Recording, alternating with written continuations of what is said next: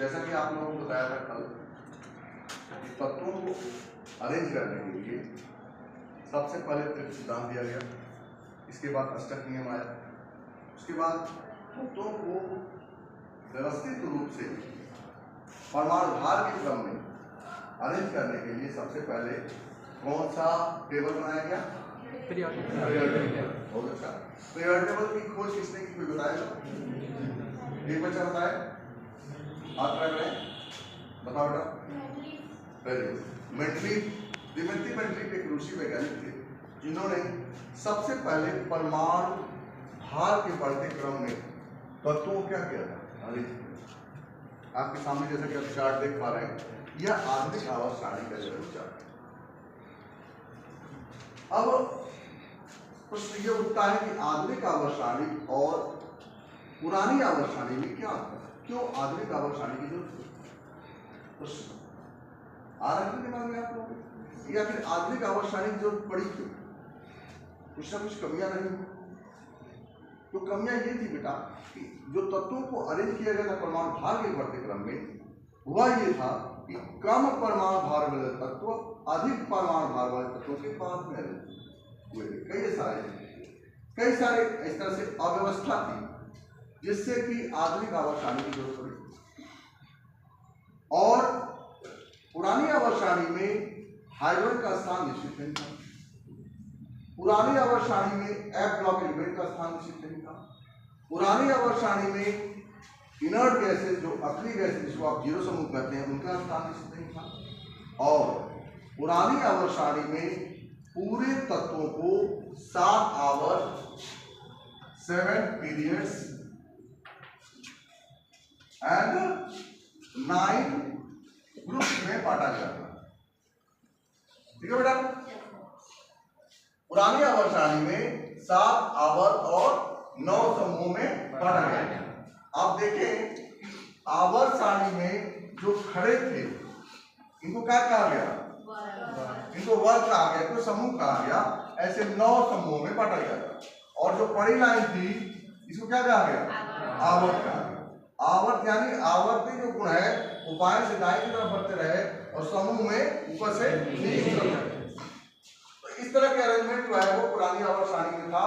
अब नई आवर्त सारणी को पुरानी आवर्त सारणी से जब तुलना करें तो नई आवर्त सारणी में क्या होगा? 9 ग्रुप की जगह पे कितने ग्रुप हो गए? 18। कितने हो गए? 18 ग्रुप हो गए। और जो पीरियड्स थे वो 7 थे, वो 7 ही रहे। ठीक है ना, 7 के 7 ही रहे। जैसा कि आप चित्र में देख पा रहे हैं कि सबसे बाएं साइड एस ब्लॉक एलिमेंट है, सबसे दाहिने साइड कौन सा है? पी ब्लॉक है, और बीच में कौन सा है? D block. यदि अरेंजमेंट देखें तो 1s और 2s जो है एस ब्लॉक वाले आपके सबसे बाएं हैं। समूह देखें तो ये कह सकते हैं कि ये पहला समूह, ये दूसरा समूह, इसके बाद 3 से 12 तक जो है वो डी ब्लॉक में है और 13 से 18 तक पी ब्लॉक।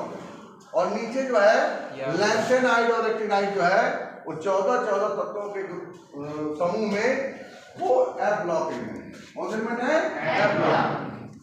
अब सवाल ये उठता है बेटा इसको हम तैयार कैसे करें, इसको याद कैसे करें और क्या खूबियां हैं आधुनिक आवर्त सारणी में।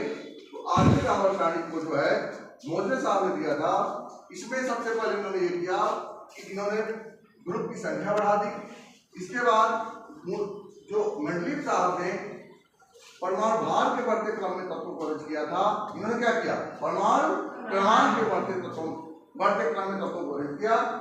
और जो हाइड्रोजन का स्थान था उन्होंने निश्चित किया 1s में। सबसे पहले एफ ब्लॉक तत्वों का उन्होंने स्थान निश्चित किया। इसके बाद इनर्ट गैसेस का स्थान निश्चित किया।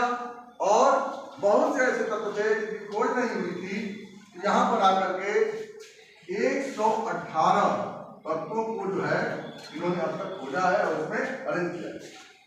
ठीक है बेटा, देखें कि हम याद करने का एक निमोनिक्स आपको बताऊं तो 1s को यदि याद करें तो ऊपर से देखें तो एक मैं निमोनिक्स दे रहा हूं, हलीना, हाइड्रोजन लिथियम सोडियम, की रब से आरबी रुबिडियम सीजियम, इसके बाद फरियाद कैल्शियम। तो एक तरफ देख सकते हैं कि हम याद करते हैं, मेमोरीज बना लेते हैं, आप लोग भी अपने हिसाब से बना सकते हैं।